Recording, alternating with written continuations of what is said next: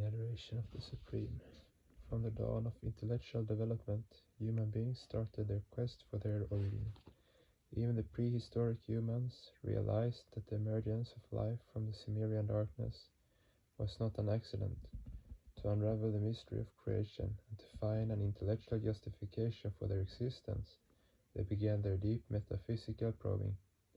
Before creation, where did this manifest universe lie in its seed form? The entity in which the seed lay embedded must be the noumenal cause of this phenomenal universe. The materialists identify nature as the cause of the universe, but is nature really the primordial cause? The Sanskrit equivalent of nature is Svabhava, and not Prakriti or characteristic of an object. If one agrees with the materialists on this point, one will have to admit that everything in this universe comes out of Svabhava.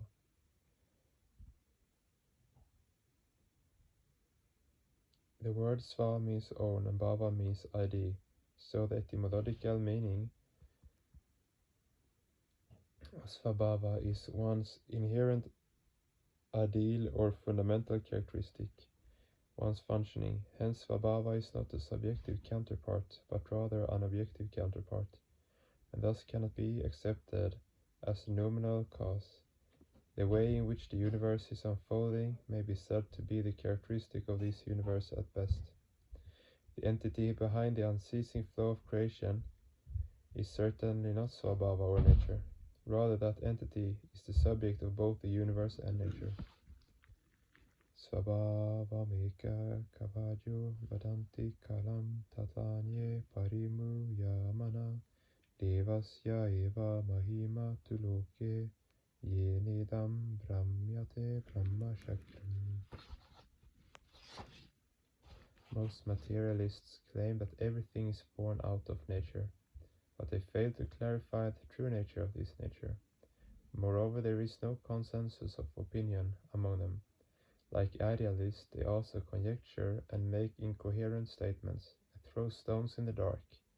Their arguments are not based on a strong foundation.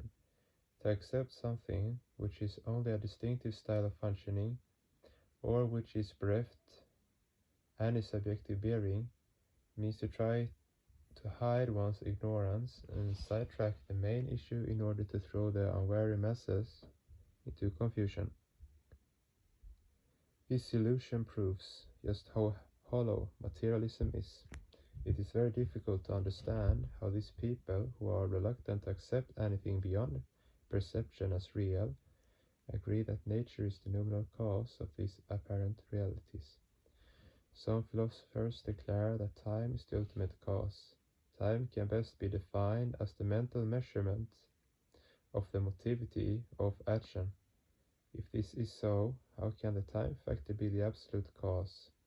It is true that in every atom of this expressed universe there is movement, but it is also true that the speed of movement is never uniform. Depending upon the different types of movement, the mental measurement is also not uniform, and the sense of time is not the same in all spheres. So time, the entity which undergoes transformation, the entity which is a composite of action and the unit mind, cannot be the absolute factor, because it is dependent on other factors for its existence. It would be erroneous to consider time as beginningless and endless, because of the link between the different human minds.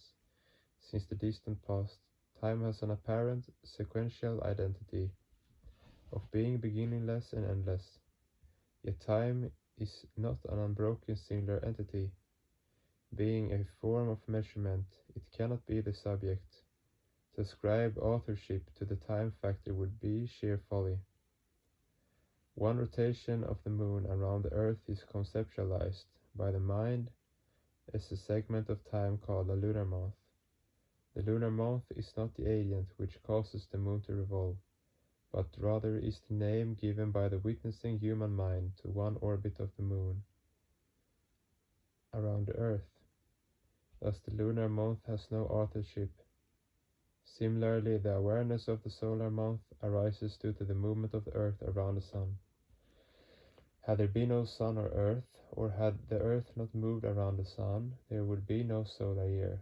nor seasons, months, days, or nights. Hence, relative time cannot be the ultimate factor. Those who believe that time is a continuous and uninterrupted flow from beginninglessness to endlessness, or those who imagine time to be a special form of energy that flows from beginninglessness to endlessness in a perpetual rhythmic dance, identifying her with the energy of creation, should think deeply about the subject. Generally, the time factor is given importance by those people whose goal of life is material enjoyment. In fact, the underlying propensity of enjoyment, which causes certain people to recognize the time factor as the ultimate cause of creation, is contrary to spiritual ideology, as is the doctrine of nature's Svabhava. On deeper analysis, we find that the Charvakya and other schools of materialistic philosophy propagated certain doctrines which were more a revolt against the prevailing religions than an expression of a rational and benevolent outlook. They protested loudly against the clergy or religious traders who composed the so-called scriptures in the name of Dharma. In fact, it was not Dharma but religion who took advantage of the fear psychosis in the name of God to ruthlessly exploit society. The Charvakya and other materialistic philosophies were motivated to strike against religious exploiters. They were fully aware of the way the vested interests exploit their society, and they knew that nobody had the right to deprive others of their properties, since everything of this earth is the common patrimony of all. Yet they did not endeavor to lead humans along the path of rationality, or formulate a healthy society and spiritual ideology. The reason for this was that they lacked convincing arguments to stand against the sharp intellect of the vested interests. Thus they merely attempted to negate the fundamental tenets of the vested interests, often with rather abusive language. Due to the weakness of their argumentation, it was easy for the vested interests to emerge and gain strength in the subsequent period. The Rishi says, neither nature nor time is the ultimate cause of creation. The creation is the play of the Supreme Entity, an expression of His divine glory. The energy whose manifestations we notice in this universe is not without a base anywhere. It always vibrates through one of the fundamental factors. The ethereal factor, which is the subtlest of all the fundamental factors, is created due to the influence of the binding principle Prakriti on the macrocosmic consciousness.